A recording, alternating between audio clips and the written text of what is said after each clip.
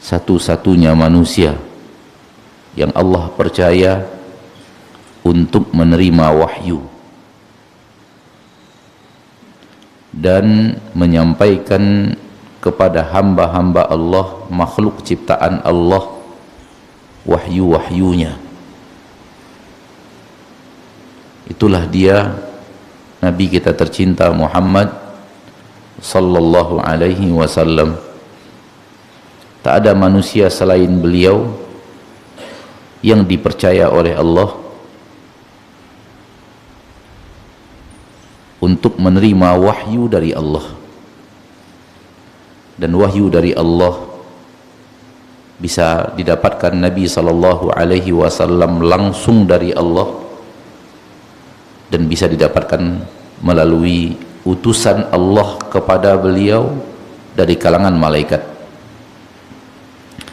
Dan dari kalangan malaikat hanya satu malaikat yang dipercaya oleh Allah, padahal malaikat itu tak ada yang berbuat maksiat, tapi satu malaikat yang dipercaya oleh Allah untuk menyampaikan wahyu itu kepada Rasul, yaitu malaikat Jibril. Dan ada kesamaan yang sangat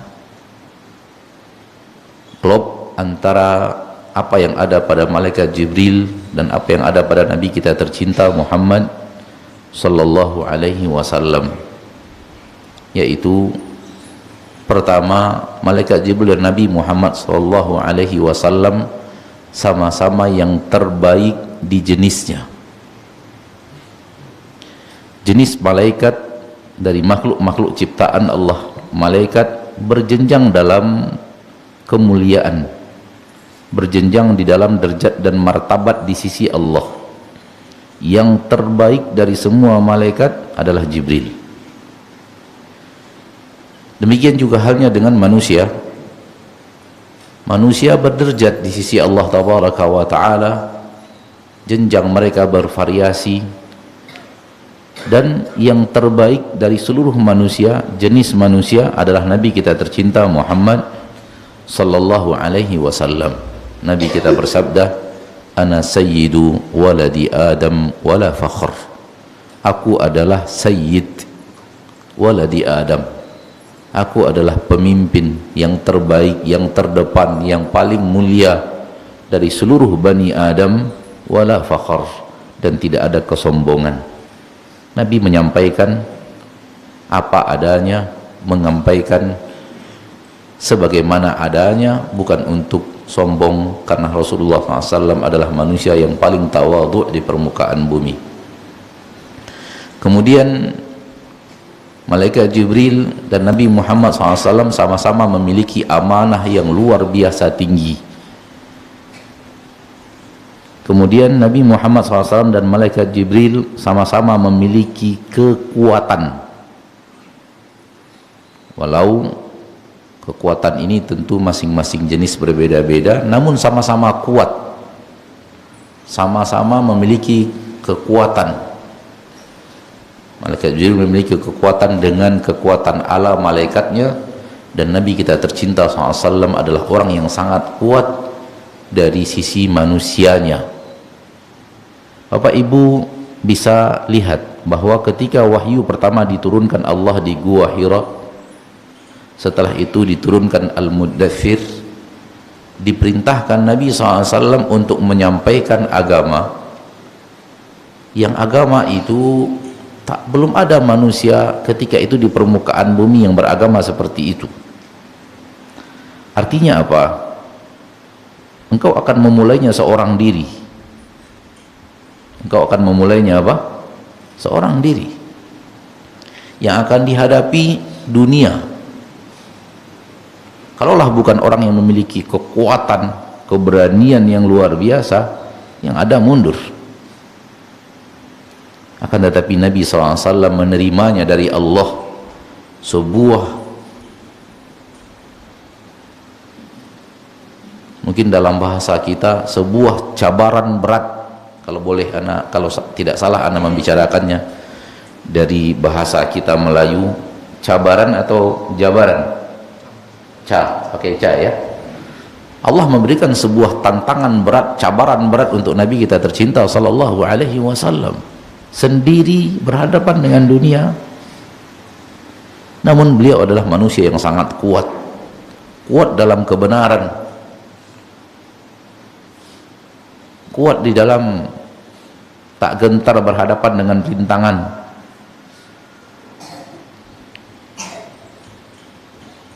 Bapak dan Ibu ini muliakan Allah Rabbul Izzati wal Jalalah. Di akhirat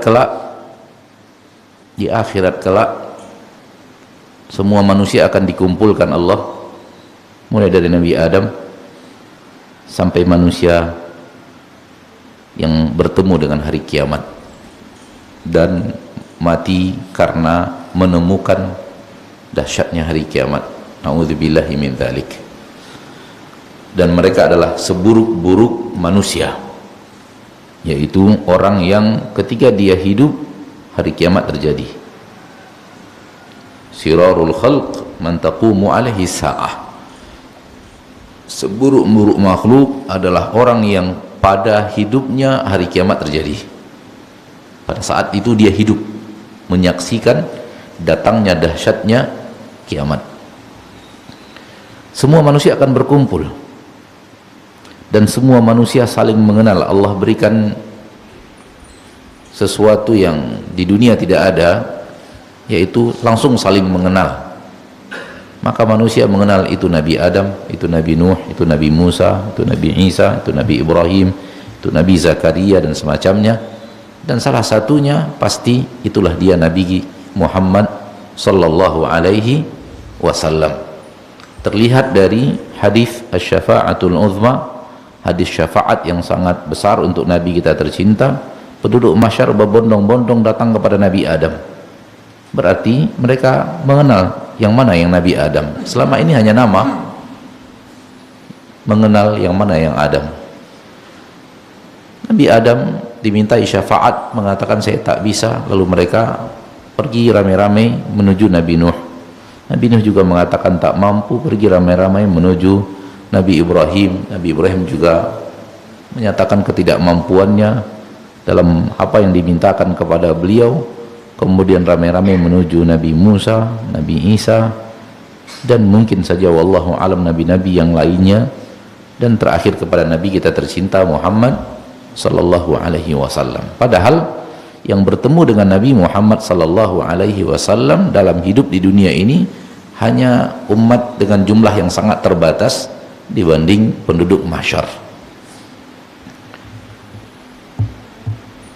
Intinya adalah kita bertemu dengan Nabi kita Muhammad sallallahu alaihi wasallam yang telah menerima wahyu dari Allah dan telah menyampaikan wahyu itu kepada manusia, umat beliau, dan satu-satunya manusia yang dipercaya oleh Allah, khusus umat akhir zaman. Beliau sampai dunia kiamat hanya satu yang Allah letakkan padanya wahyu. Maka pasti Nabi Muhammad sallallahu alaihi wasallam lah yang paling tertinggi dalam keilmuan beragama, baik dari sisi ilmu atau dari sisi amal. Tak akan ada yang bisa menyaingi Nabi kita tercinta Muhammad sallallahu alaihi wasallam.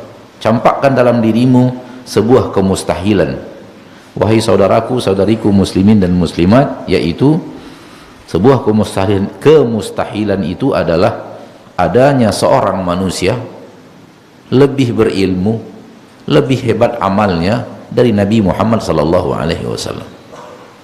Itu hal yang mustahil. Campakkan kemungkinan ada itu di dalam akidah kita, di dalam katakanlah teori kita, di dalam hati kita. Campakkan sebuah kemustahilan itu, adanya orang yang ternyata ilmunya lebih tinggi dari ilmu Nabi kita tercinta Muhammad sallallahu alaihi wasallam, atau amalnya lebih hebat daripada amal Nabi kita tercinta Muhammad sallallahu alaihi wasallam. Itu hal yang mustahil. Karena kalau itu kita yakini, Allah salah pilih orang. Lihat konsekuensinya yang sangat berat. Allah salah memilih tempat di mana Allah tabaraka wa taala mempercayai wahyu dan memerintahkan untuk menyampaikan wahyu.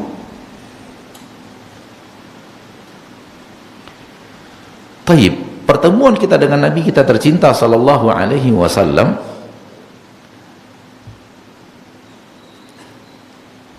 Nabi akan diminta oleh Allah, ditugaskan oleh Allah di hari kiamat kelak sebagai hakim atas amalan umatnya. Hakim bagaimana? Nabi tahu yang mana wahyu dari Allah, yang mana pengamalan yang benar dari agama Allah. Nabi yang paling tahu, sebagaimana yang tadi kita katakan. Kemudian dihadapkan amalan umat, si fulan mengamalkan begini. Nabi yang paling tahu, ini benar sesuai dengan apa yang saya ajarkan, ini salah, tidak lagi sama dengan apa yang saya ajarkan, ini benar, yang ini salah, yang ini benar, yang ini salah, ini benar. Itu yang Anda sebut dengan hakim tadi. Di dalam Al-Quran surat An-Nisa, Allah tabaraka wa ta'ala berfirman, فَكَيْفَ إِذَا جِئْنَا مِنْ كُلِّ أُمَّةٍ بِشَهِيدٍ وَجِئْنَا بِكَ عَلَى هَؤُلَاءِ شَهِيدًا. Bagaimana nanti wahai Muhammad ketika kami datangkan untuk setiap umat ada saksi untuk amal umat itu. Kami akan datangkan, dan yang akan menjadi saksi untuk amal setiap umat adalah Rasul Allah yang Allah utus ke mereka. Wajibna bika ala haula'i syahida, dan kami akan datangkan engkau atas mereka sebagai saksi benar atau tidak benarnya ilmu mereka dalam syariat, benar atau tidak benarnya amal mereka dalam syariat. Dan pasti ketika yang menilainya Nabi sallallahu alaihi wasallam mustahil salah. Kenapa? Karena beliau menerima wahyu dari Allah. Beliau yang menerima wahyu dari Allah, dan beliau yang paling tahu syariat Allah, dan beliau yang paling terdepan mengamalkan syariat Allah. Sehingga ketika dihadapkan amal kita umatnya, beliau yang menilai, beliau yang menjadi saksi di hadapan Allah akan benarnya amal tersebut atau sebaliknya, tidak benarnya amal tersebut. Poin-poin di atas memberikan kepada kita sebuah kesimpulan penting, yang sangat penting, yang harus kita perhatikan dalam hidup kita di dunia, yaitu benar bahwa kita tidak bertemu dengan Nabi kita tercinta, namun kita dituntut untuk tahu apa yang beliau ajarkan untuk diamalkan.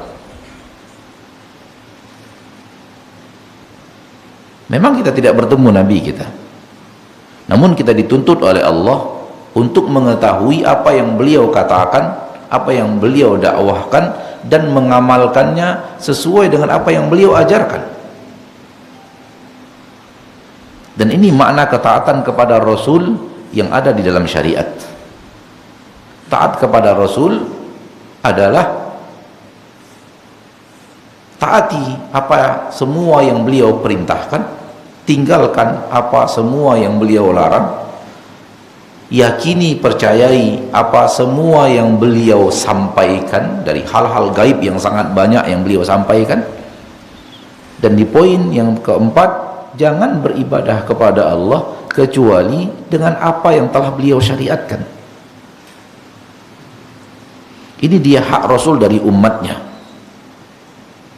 Apa yang beliau perintahkan, umatnya diwajibkan untuk taat. Apa yang beliau larang, umatnya diwajibkan untuk meninggalkan. Dan apa yang telah beliau sampaikan, beritakan, kabarkan, Umatnya diwajibkan untuk mempercayai semuanya, dan tak boleh satu pun yang tidak dipercayai kalau itu sah dan sahih dari Nabi Muhammad sallallahu alaihi wasallam. Dan yang keempat, jangan coba-coba beribadah kepada Allah kecuali sesuai dengan apa yang telah beliau sampaikan dari syariat Islam. Ini yang ana maksud, bahwa walau kita tidak bertemu Nabi kita tercinta Muhammad sallallahu alaihi wasallam, namun kita dituntut untuk tahu apa yang beliau ajarkan untuk kita amalkan. Untuk apa? Untuk selamat nanti di padang mahsyar, di saat Rasul menjadi hakim atas amal kita, di saat Rasul menjadi saksi di hadapan Allah benar dan tidak benarnya amal umatnya. Kalau ini kita kerjakan di dunia, harapan terbesar yang kita inginkan adalah mayoritas amal kita sesuai dengan apa yang Rasul ajarkan. Untuk mencapai 100% benar, hal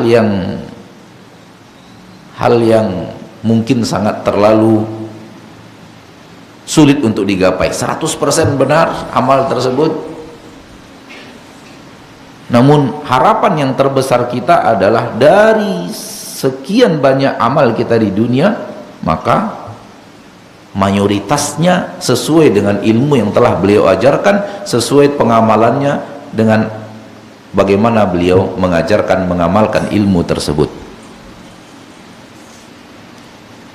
Sampai di poin ini, sampai di step ini, ada di antara kita yang merasa, Ustadz kayaknya aneh apa yang antum sampaikan itu. Tolong angkat tangan. Kayaknya kata-kata Ustadz ini aneh kok harus begitu pula. Ya kalau kita mau ibadah terserah kita, yang penting ibadah gitu. Tak ada ya. Artinya, izinkan saya mengatakan, semua kita sepakat dengan apa yang saya katakan tadi. Ada yang aneh kira-kira? Taib. Kalau kita sudah mengerti apa yang tadi saya sampaikan, bandingkan dengan perkataan sebahagian orang yang berdakwah di zaman kita sekarang ini, yang katanya berdakwah kepada agama, yang katanya ahli syariat, yang katanya ustadz yang bagaimana gitu. Lalu dia kemudian mengatakan, udah yang penting ikhlas, apapun yang diamalkan sama saja, asal niatnya ikhlas, maka itu adalah amal kebaikan. Coba bandingkan yang tadi dan yang ini, dan kembalikan kepada hati kita, kira-kira mana di antara dua pendapat ini yang layak untuk dinyatakan pendapat yang benar? Mana dua cara berpikir beragama dari dua ini? Yang pertama adalah apa yang Anda sampaikan tadi, yang Anda minta dulu kepada antum, sekiranya ada yang salah tolong dikritik. Ketika tidak ada di antara antum yang keberatan dengan poin-poin itu, saat ana mengatakan bahwa ini kita semua sepakat dengan poin yang ada tadi, sepakat bahwa rasanya tak ada yang salah dan keliru, dan antum sudah seolah-olah mendiamkan, seolah-olah setuju kan? Baik. Kalau itu pendapat yang pertama.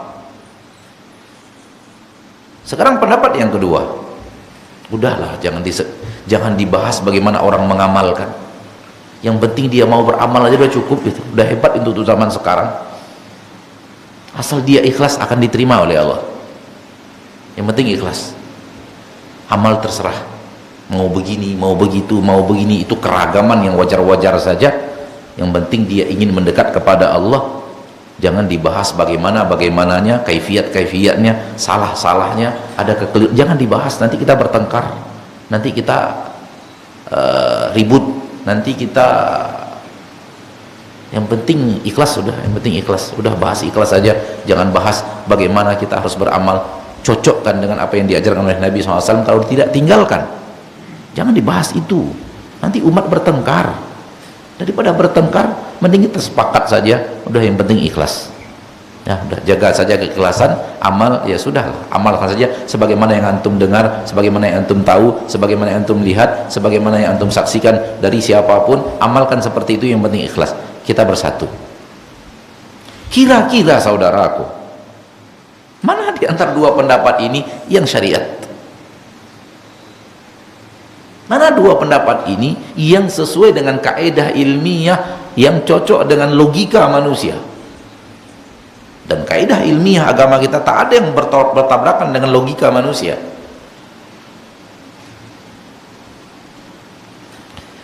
Saya yakin dan percaya di hadapan saya sekarang banyak para ahli ilmu di bidangnya.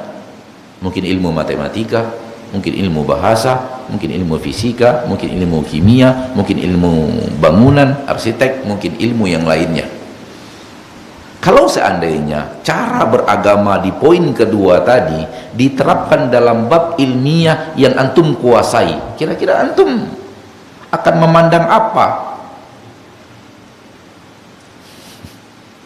Paham nggak maksud? Saya ahli kimia, saya tahu rumus kimia, saya belajar mulai dari SMA, itu yang paling saya gandrungi, yang saya suka ilmu itu. Kemudian saya kuliah, setelah itu saya lanjutkan S2, S3, kemudian saya riset, sekarang saya sudah menjadi profesor, kemudian saya riset lagi sehingga menjadi profesor yang sifatnya bukan profesor sembarang profesor, tapi profesor tingkat tinggi. Kamu ngomong asal ngomong soal kimia, nggak pakai rumus yang benar, nggak, udahlah, nggak usah dibahas salah nggak salahnya secara ilmu kimia, yang penting kita sepakat, gitu. Kalau kita tidak bisa terima dalam rumus-rumus dunia, lalu bagaimana dengan rumus agama? Yang rumus agama ini kalau benar, insya Allah mendatangkan ridho Allah dan rahmatnya, kalau salah terancam neraka.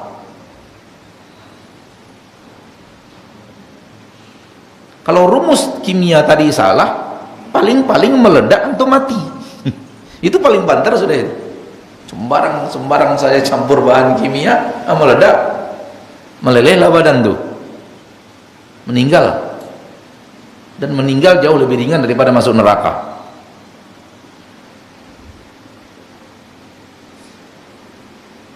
Di dalam ilmu dunia saja manusia tidak bisa terima, asal aja tak mengikuti rumus ilmu yang benar. Sesuatu yang diamalkan tanpa ilmu, sesuatu yang dibangun di atas ilmu, pasti nggak benar, pasti berantakan. Kenapa bangunan ini bisa kita nikmati sekarang ini? Karena dibangun di atas rumus ilmu yang benar. Rumus pondasinya bagaimana, rumus besinya bagaimana, rumus tiangnya bagaimana. Kalau tidak, kita tidak akan menikmati keindahan bangunan sekarang ini. Bagaimana dindingnya begitu rapi, bagaimana tiang-tiangnya begitu rapi dan kokoh, sudutnya terlihat dengan jelas kekuatannya. Kalau tidak, habis. Kita tidak akan menikmati bangunan seperti ini. Kenapa? Bangunan ini berdiri dibangun di atas rumus ilmu yang benar, bagaimana mendirikan bangunan. Lalu kenapa dalam bab agama, ketika manusia diajak untuk mengetahui rumus yang benar, dan rumus yang benar itu pasti yang datang dari Nabi kita tercinta Muhammad sallallahu alaihi wasallam, ada orang yang kemudian mengatakan jangan dibahaslah itu, jangan dibahas, biar sajalah. Kemudian setelah itu mendatangkan hadis palsu, hadis yang dari nabinya tidak ada, dikarang-karang dan dibuat-buat. Ikhtilafu ummati rahmat, perbedaan pendapat di tengah umatku rahmat. Udah, jangan dibahas. Itu sudah hal yang lumrah, berbeda-beda pendapat seperti itu, maka tak perlu lagi di. Itu suara apa kah? Hujan. Oh, masya Allah. Allahumma barik, Allahumma shayyiban nabi. Bapak Ibu yang dimuliakan Allah tabaraka wa ta'ala, maka saya tidak ingin memaksa siapapun, karena memaksa tidak boleh di dalam agama kita. Namun saya hanya ingin mengatakan, kalau memang menurut antum, setelah antum mendengar apa yang anak katakan tadi dalam rumus yang pertama benar, maka ayo amalkan seperti itu. Dan Allah berjanji untuk menjaga agama Rasul agar bertahan di permukaan bumi dan selalu ada. Kalau bukan Allah yang menjaminnya, sudah lama agama Rasul itu hilang. Agama Nabi Isa sudah berubah 180 derajat hanya 3 abad pasca umat ditinggalkan oleh Nabi Isa. Di tahun ke-300 Masehi, agama itu sudah berubah total. Yang awalnya Rasul, Nabi, orang yang mulia, berubah sudah menjadi putra Tuhan, anak Tuhan. Sudah berubah. Agama Nabi Isa berubah. Itu hanya 3 abad pasca ditinggal oleh Nabi Isa alaihi salam. Dan agama Nabi Muhammad sallallahu alaihi wasallam, syariat Nabi Muhammad sallallahu alaihi wasallam sekarang ini sudah berjalan lebih daripada 14 abad. Dan siapapun di antara manusia muslim yang benar-benar ingin mengetahui ini benarkah Nabi mengatakannya, ini sahihkah Nabi mengatakannya atau tidak, diragukan, masih diragukan ini Rasul berkata seperti ini atau ini palsu dari Nabi. Tidak ada, Nabi nggak pernah ngomong seperti ini. Siapapun di antara umat yang ingin sampai kepada poin ini di hari ini, dia bisa lakukan,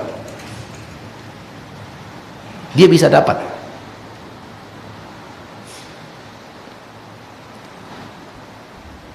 Karena Allah menjaga. Inna nahnu nazzalna dzikra wa inna lahu lahafizun. Kami yang menurunkan zikir, kami yang menurunkan syariat. Wa inna lahu lahafizun, dan kami yang pasti akan menjaganya. Maka Allah menjaga agama Nabi kita tercinta. Maka maksud agama itu syariatnya, ilmunya, dan bagaimana cara mengamalkannya dijaga oleh Allah di permukaan bumi sehingga selalu ada seperti yang Rasul ajarkan. Itulah dia janji Allah kepada Nabi tercinta, dan kemudian Nabi kita tercinta sallallahu alaihi wasallam mengucapkannya kepada umatnya dengan mengatakan, la tazalu ta'ifatun min ummati zahirina 'alal haqq la yadurruhum man khalafahum wala man khadalahum hatta ya'tiya amrullah. Akan selalu ada umatku tegak berdiri. La tazalu ta'ifatun, akan senantiasa ada sebahagian kelompok orang, sebahagian manusia akan selalu ada tegak di atas kebenaran. Jadi setiap generasi walaupun sudah berjalan 14 abad, yang namanya orang-orang yang tetap di atas kebenaran, dalam bahasa ana menerima kebenaran itu dari generasi sebelumnya menerima kebenaran itu dari generasi sebelumnya sampai zaman Nabi, sampai zaman Imam Syafi'i, Imam Ahmad, di generasi setelah sebelumnya dari Imam Sufyan Tsauri dan yang lainnya, dari generasi sebelumnya dari zaman Imam Alqamah, dari generasi sebelumnya para sahabat dari Nabi kita tercinta, akan ada yang mewarisi kebenaran itu dari umatku. La yadurruhum man khalafahum, tidak akan memberikan mudarat kepada mereka siapapun yang berselisih dengan mereka, berbeda dengan mereka. Wala man khadalahum, juga tidak memberikan mudarat kepada mereka siapapun yang ingin menghinakan mereka. Hatta ya'tiya amrullah, dan ini akan selalu ada seperti ini sampai datangnya perintah Allah untuk hancurnya dunia dan seisinya. Maka ini janji dari Allah melalui lisan Rasulullah sallallahu alaihi wasallam untuk menjaga agama dan syariat. Agar apa? Agar bisa kita sebagai umat tahu yang mana yang benar diajarkan oleh Nabi kita, yang mana yang tidak benar. Karena kita dituntut untuk itu. Hai umat Islam, hai umat Nabi tercinta Muhammad SAW, hai orang-orang yang saya cintai, kaum muslimin dan muslimat, sebelum beramal kita dituntut untuk tahu dulu benar tidak amal itu seperti itu yang diajarkan oleh Nabi SAW. Itu yang Anda katakan tadi. Rumusnya harus sesuaikan dulu dengan Nabi SAW. rumus ilmunya, rumus amalnya sesuaikan dengan apa yang diajarkan oleh Nabi Sallallahu Alaihi Wasallam. Kalau kemudian sudah sesuai rumusnya, maka amalkan sesuai dengan rumus amal yang telah diajarkan oleh Nabi kita tercinta Sallallahu Alaihi Wasallam. Namun di zaman kita sekarang ini, apa yang kita saksikan, ya justru yang seperti ini dianggap pemecah belah umat. Subhanallah, mecah belahnya dari mana? Kita mengajak umat untuk mengikuti Rasul tercinta, agar kemudian di akhirat ketika bertemu Rasul tercinta, amalnya seperti yang kita katakan tadi, berharap mayoritas amal, karena manusia memiliki kekurangan yang sangat lengket dalam apa ya, kekurangan dan kekhilafan yang sangat menempel dalam tabiatnya. Maka untuk 100% benar sulit. Namun kita berharap mayoritas ilmu yang kita jadikan ilmu dalam agama, amal yang kita amalkan dalam agama Allah Tabaraka wa Ta'ala, benar-benar sesuai dengan apa yang diajarkan oleh baginda Rasul tercinta SAW. Kalau itu terjadi, maka terwujudlah apa yang Rasul katakan, umat yang taat kepada beliau, dan itu kata Nabi akan masuk surga. Itu harapan kita. Pasti tidak bisa. Harapan besar kita kalau sudah benar taatnya, maka akan bersama Nabi kita tercinta Sallallahu Alaihi Wasallam di dalam surga. Dalam hadis yang semua kita tahu dan kita semua kita berharap kita mendapatkan itu, Nabi Sallallahu Alaihi Wasallam mengatakan, man ata'ani dakhalal jannah. Barang siapa yang taat kepada aku, maka dia akan masuk surga. Wa man asani, barang siapa yang menyelisihiku, tak sama dengan apa yang ku sampaikan, tak sama dengan apa yang ku ajarkan, tak sama dengan apa yang ku perintahkan, tak sama dengan apa yang aku larang, tak sama dengan apa yang ku kabarkan. Menyelisih, itu namanya menyelisih, tak sama, berselisih, tak cocok, tak klop. Jadi ancaman bagi umat yang tidak berusaha sekuat tenaga untuk mencari ilmunya, mencari amalnya sesuai dengan ilmu dan amal yang telah diajarkan oleh Nabi kita tercinta SAW. Man asani, barang siapa yang menyelisihiku, faqad aba, maka sungguh dialah orang yang enggan untuk masuk surga, tak nak ke surga, tak mau ke surga. Oleh karena itu, saudaraku, saudariku, kaum muslimin dan muslimat, pada kesempatan yang berbahagia ini, izinkan ana menyampaikan nasihat untuk diri sendiri. Mari kita berusaha sekuat tenaga dengan kemampuan dan keseriusan yang Allah berikan kepada kita. Jangan beragama asal beragama. Yang penting masyarakat kita melakukannya harus seperti itu. Saya nggak bisa lepas daripada kebiasaan masyarakat karena.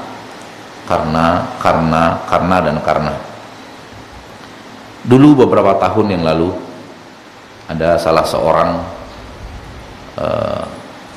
yang hadir di majelis ta'lim bertanya kepada saya, Ustadz, di tempat kami ada amalan seperti ini, seperti ini, seperti ini, seperti, dan itu rutin mereka lakukan setiap pekannya.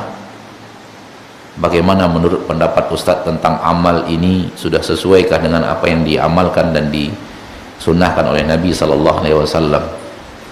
Saya menjawab ketika itu, tolong jangan pendapat saya yang ditanya, karena nanti ketika Anda menyampaikan ini perkataan Ustadz Fulan yang saya dengar, orang mengatakan itu Ustadz kamu, Ustadz kami beda lagi, gitu.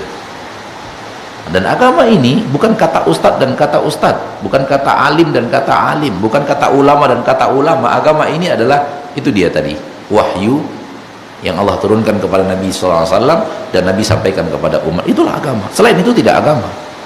Selain itu bukan agama. Apapun namanya, apapun manusia menyebutnya, apapun manusia menilainya sebagai kebaikan, bukan kebaikan dan bukan agama. Maka jangan tanya pendapat saya. tanyakan langsung kepada orang yang mengamalkan itu, tanyakan langsung kepada ustadz yang mengajak untuk mengamalkan itu, tanyakan kepada mereka langsung pertanyaan seperti berikut ini. Saya ajak untuk merangkai pertanyaan, apakah amalan yang seperti ini dengan cara pengamalan yang seperti ini pernah diamalkan Rasul dan para sahabat ketika Rasul dan para sahabat hidup di permukaan bumi, pernah atau tidak? Itu saja tanyakan. Kalau mereka mengatakan pernah, tolong dimintakan buktikan referensinya ada di mana, di dalam buku hadis mana, di dalam kitab hadis yang mana. Insya Allah kitab-kitab hadis itu ada di pustaka sekarang, di pustaka kita ada kitab hadis tersebut. Kita cari nanti di sana, benar adanya di sana letaknya referensi bahwa itu pernah dikerjakan Nabi Shallallahu Alaihi Wasallam dan para sahabat. Tolong tanyakan kepada mereka. Yang pertama pertanyaannya adalah, apakah amal yang seperti ini, seperti yang diamalkan ini, yang diajak untuk mengamalkan ini, itu Nabi pernah mengamalkan dan para sahabat? Kalau mereka mengatakan pernah, berarti kita yang kurang ilmu, kita yang terlalu lemah di dalam menggali dan mengkaji. Maka kelemahan kita itu. Tolong tanyakan lagi, kalau memang ada, di mana keterangannya, dan silahkan ya, bertanya kepada mereka dan para orang-orang yang mengajak untuk mengamalkan itu. Kemudian saya katakan, kalau nanti ketemu jawabannya, tolong lapor saya ya, kira-kira apa jawabannya gitu.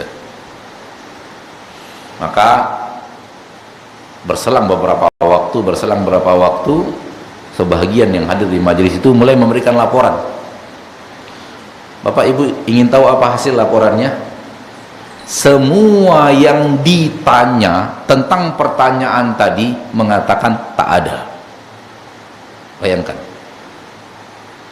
yang mengajak untuk mengamalkannya, yang mengajak untuk memakmurkannya, yang mengajak untuk melaksanakannya, ketika ditanya apakah ini pernah Nabi dan para sahabat kerjakan amal seperti ini, semua yang ditanya ijma nggak ada, termasuk ustadz-ustadznya sepakat itu Rasulullah pernah kerjakan, para sahabat juga tidak pernah kerjakan.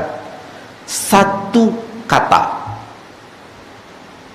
Sehingga saya katakan cocok dengan apa yang ilmu yang saya tahu, tapi saya tidak mau menjawab ketika itu supaya tidak dinisbatkan kepada saya tidak adanya.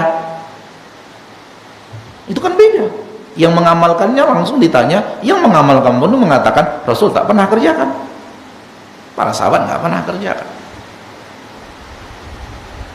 Kemudian setelah ijma dalam jawaban Rasul tak pernah kerjakan, tapi nah ada pula pakai tapi, Pak. Nah, setelah tapi ini bervariasi lagi. Tapi itu kan kebenaran. Loh, Rasul dan sahabat nggak pernah kerjakan, tapi itu kebenaran. Rusak rumus tadi, Pak. Rasul yang tahu kebenaran. Rasul yang paling tahu syariat. Rasul tidak mengamalkannya. Umat yang langsung dididik oleh Rasul dengan tangannya tak mengamalkannya, mereka tak mengamalkannya, tapi ini kebaikan. Kebaikan apa yang Rasul tidak tahu? Adakah kebaikan yang Rasul tidak tahu?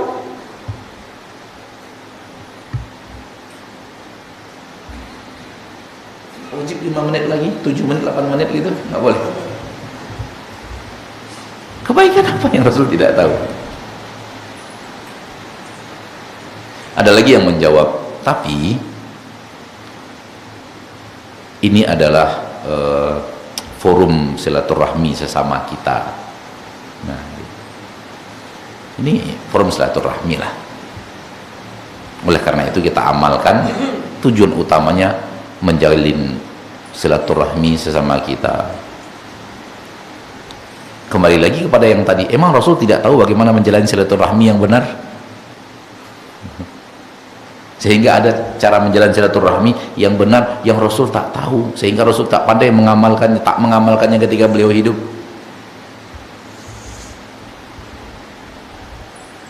Dan yang paling aneh setelah tapi adalah memang Rasul dan para sahabat tak mengerjakannya, tapi itu karena Rasul dan para sahabat terlalu sibuk. La haula wala quwata illa billahil aliyyil azim. Saya ingin mengatakan begini, kalau dengan cara seperti ini berhadapan dengan agama, tak hancurkah rumus beragama? Tak hancurkah agama Nabi? Dan kalau bolehlah dirubah, jangan cara seperti ini, direkayasa cara yang lain yang kemudian dinisbatkan ini agama Islam yang harus kita kerjakan.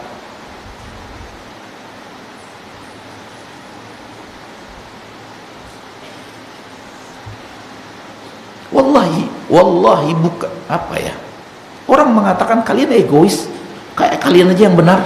Bukan demikian, bukan demikian. Ayo kita sama-sama benar, gitu loh.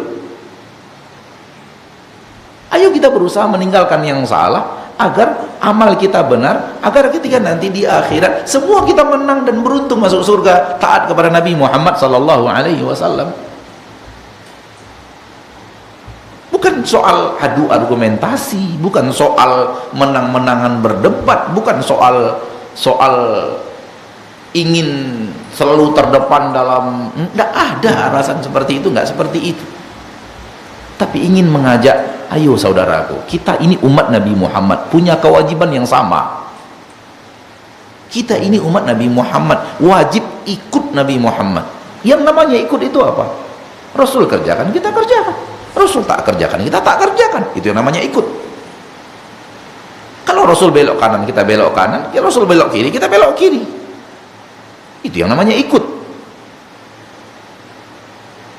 Rasul berhenti, kita berhenti. Rasul maju, kita maju. Jangan Rasul berhenti, kita maju. Rasul maju, kita berhenti. Itu kan yang namanya ikut. Nah, untuk ikut seperti itu perlu ilmu. Perlu ilmu. Apa yang dilakukan Rasul dalam bab ini?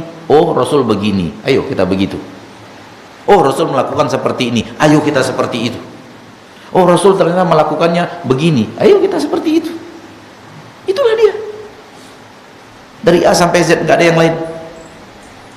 Tujuannya agar sama-sama taat kepada Nabi SAW, agar sama-sama mengikuti apa yang diajarkan Nabi SAW, agar sama-sama bahagia ketika mayoritas amalnya nanti. Mudah-mudahan harapan besar dengan cara seperti ini mayoritasnya sesuai dengan apa yang diajarkan Nabi SAW. Kalau ada yang salah minor gitu kesalahannya, dan harapannya diridhoi Allah, dicintai Rasulullah, disukai Rasulullah SAW. Sudah lebih 5 menit dari yang diberikan kepada saya tadi melalui kode handphone. Ustaz, 5 menit lagi maksimal materi. Ya sudahlah, kita ikut saja rumus panitia dalam waktu. Sampai di sini materi anak pada kesempatan yang berbahagia ini. Waktu yang tersisa kita gunakan untuk menjawab pertanyaan. Wassallallahu wasallam wa baraka wa an'am ala abdihi wa rasulihi Muhammad.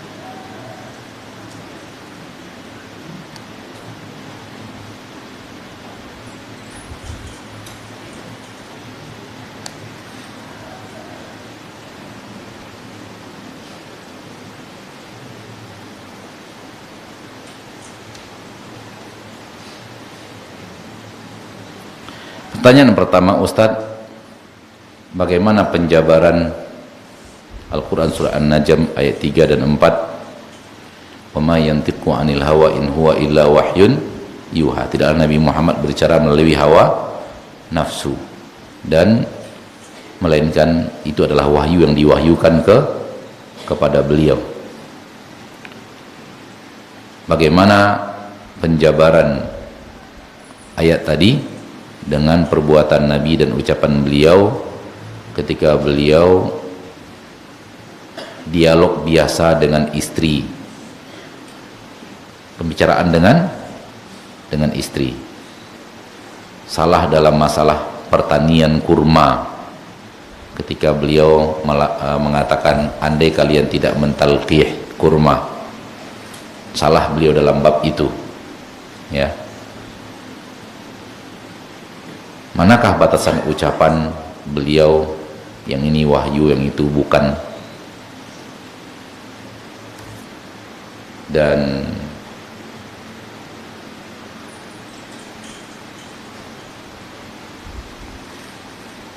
manakah batasan ucapan beliau adalah wahyu yang tidak boleh kita ingkari?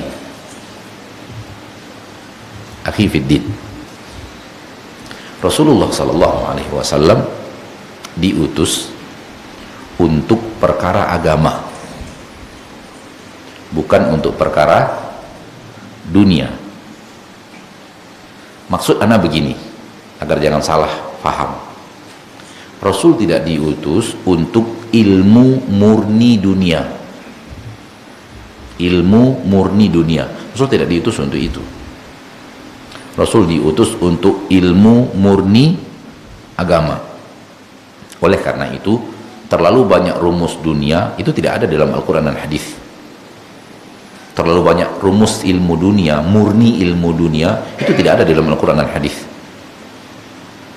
Tapi seluruh masalah agama komplit dari A sampai Z ada di dalam hadis-hadis Nabi Muhammad sallallahu alaihi wasallam.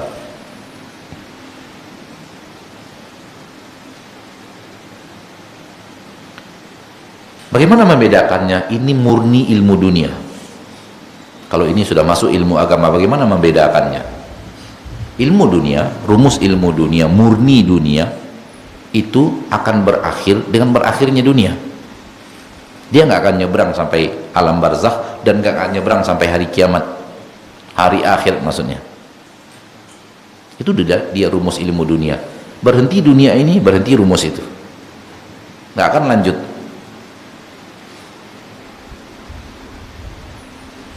Rumus membuat pesawat, berhenti dunia, berhentilah rumus itu, nggak akan ada lagi orang buat pesawat. Rumus membuat apa? Nuklir, rumus matematika, rumus bangunan, rumus itu ilmu dunia murni. Ilmu dunia murni berakhir dengan berakhirnya usia dunia, karena dia memang ilmu dunia murni. Dunia habis, dia pun habis. Dan takkan ditanya di akhirat. Takkan ada pertanyaan akhirat bagaimana rumus membuat ilmu nuklir, membuat pesawat tempur, membuat senjata, nggak akan ada. Membuat mobil, takkan ditanya juga kita di akhirat, kamu ndak pandai ndak jahit, pandai ndak buat bangunan 3 lantai 4 lantai, nggak akan ditanya di akhirat. Kenapa? Ini murni rumus ilmu dunia murni. Maka ini bukan ilmu untuk ilmu yang seperti Rasul diutus. Rasul diutus untuk sesuatu yang agama. Ustadz, bukankah Rasul bicara ilmu perdagangan? Bukankah itu dunia? Ya, dunia, tapi bukan rumus murni dunia. Apabila Rasul bicara ilmu perdagangan, beliau mengatakan bagaimana transaksi yang dihalalkan, mana transaksi yang diharamkan. Lihat, menyentuh ilmu dunia, memang menyentuh ilmu dunia, bab perdagangan, bab tijarah, tapi yang dibahas bukan murni ilmu dunia. Yang dibahas adalah mana yang halal dan mana yang haram. Dan mana yang halal dan mana yang haram ini akan nyebrang sampai akhirat. Karena kita akan ditanya, kenapa kamu lakukan yang haram itu setelah dilarang? Lihat, tidak berhenti dengan berhentinya dunia, tidak stop dengan stopnya usia dunia. Dia akan ditanya, kita akan ditanya, Anda sudah dilarang transaksi riba. Itu kan bahagian daripada riba yang dilarang oleh Nabi Muhammad SAW, dilarang oleh Allah Tabaraka wa Ta'ala. Jadi bahasannya bukan murni perdagangannya, Tapi yang dibahas mana yang halal dan mana yang haram. Seperti itu. Kalau kita paham kaidah ini, saudaraku, saudariku, maka kita akan mengerti bahwa ketika Nabi bicara talqih, Nabi bicara ilmu dunia. Dan salah, Allah takdirkan salah. Allah yang berkehendak itu salah. Dan Allah yang mentakdirkannya, karena semua yang terjadi kehendak Allah. Namun para sahabat mengira itu adalah syariat Allah. Justru ketika Rasul mengatakan itu, kebiasaan dunia mereka dalam murni dunia mereka, ya, kebiasaan murni dunia mereka yang telah mewarisi dari ayah, dari kakek, dari buyut, dari ayah buyut, dari buyutnya buyut, yang sudah ratusan tahun mereka warisi ilmu pertanian, ilmu murni pertanian yang benar, dari itu sudah benar, mereka tinggalkan begitu Nabi berbicara. Ana ingin mengatakan kepada antum, justru kejadian ini Allah inginkan untuk memperlihatkan kepada kita sehebat apa ketaatan para sahabat kepada Nabi kita tercinta Muhammad sallallahu alaihi wasallam. Satu.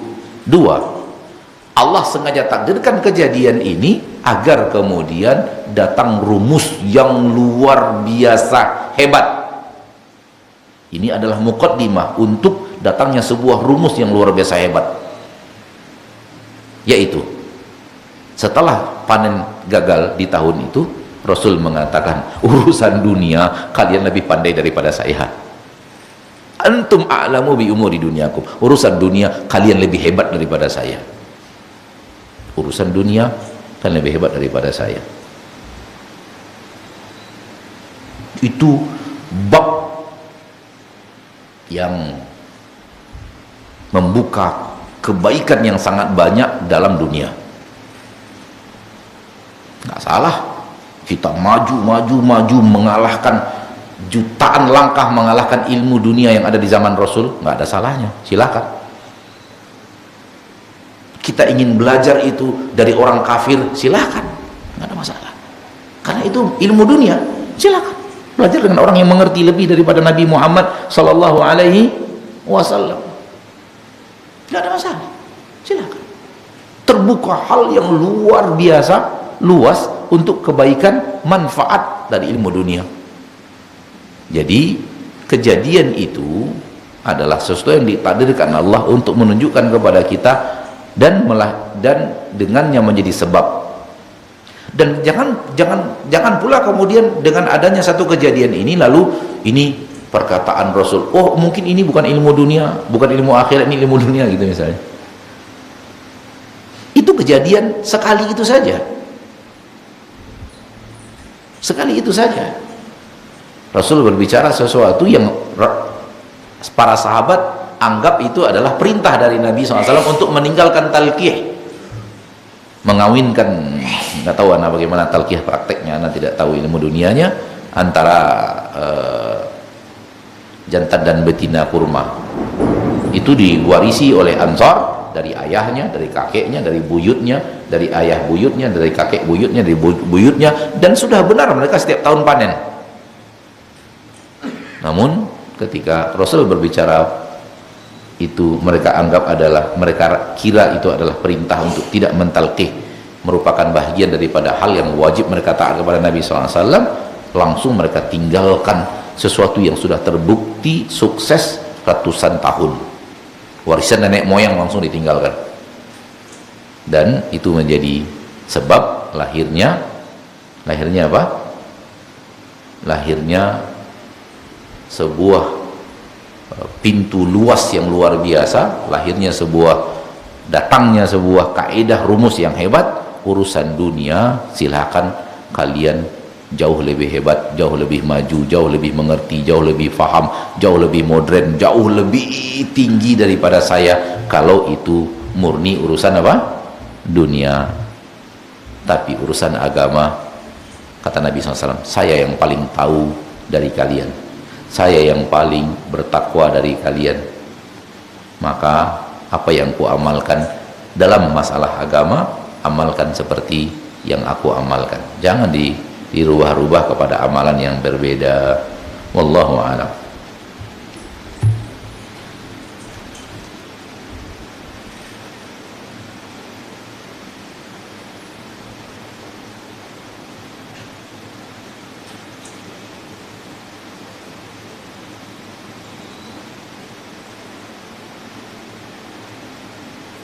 Jika seseorang beramal ikhlas seperti haji, lalu beberapa waktu kemudian timbul riya, apakah amal tersebut hilang?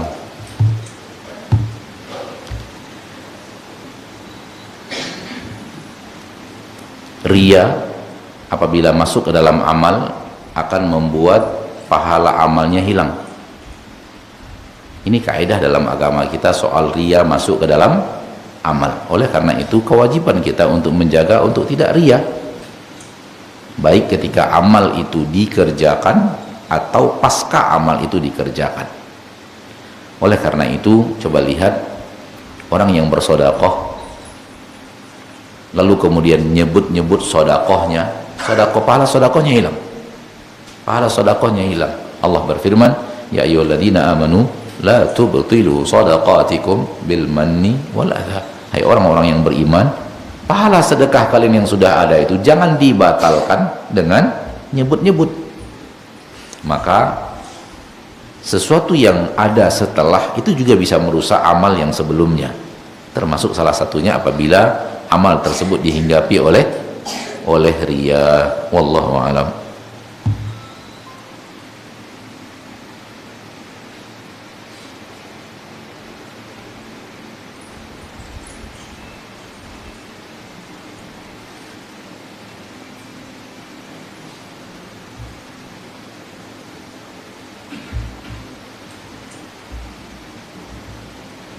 Kita diwajibkan untuk mendengar dan taat kepada pemimpin. Jika kita diamanahkan pekerjaan atau program yang mana kita tahu bahwa program tersebut akan berpotensi gagal karena masalahnya ada korupsi, apakah kita tetap wajib dan taat melaksanakannya?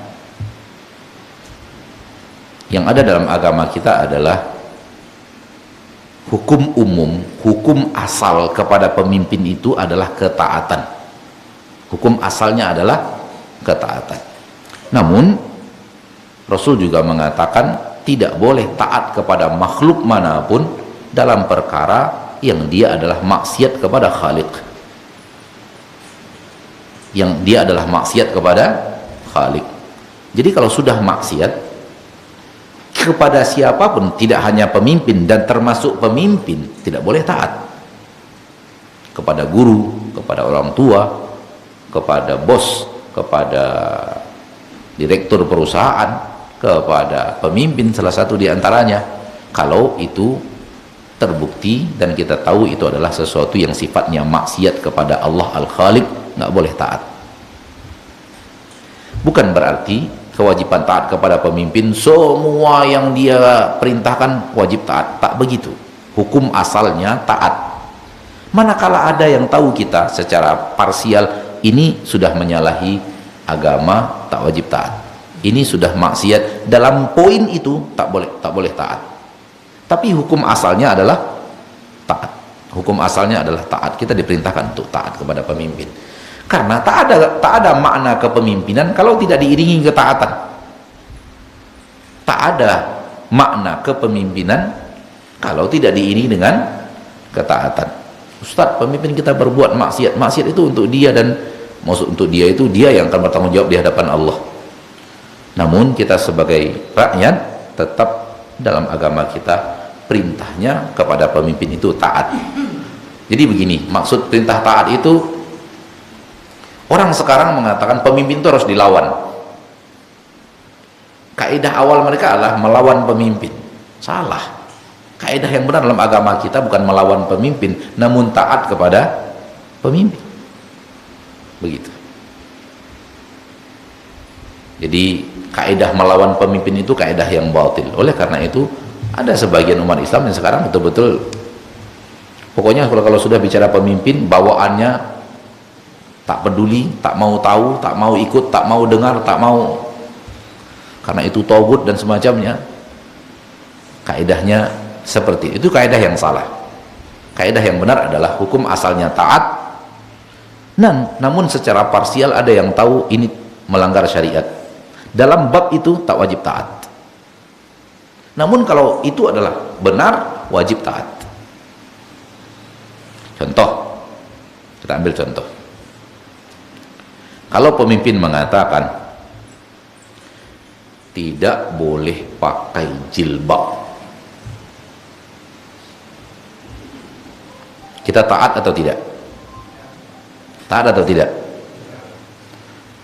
Cek dulu. Setelahnya apa? Tidak boleh pakai jilbab, wahai laki-laki. Antum main tidak, kan kaidah antum itu tidak dulu di depan gitu loh. Salahnya di situ. Jangan tidak dulu. Apa sih? Larangan pakai jilbab apa sih? Jangan pakai jilbab, nggak boleh pakai jilbab, wahai laki-laki. Wajib taat itu.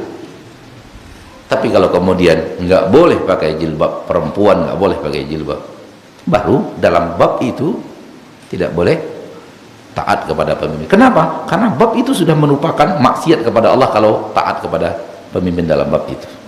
Wallahu a'lam. Seperti itu kira-kira contohnya.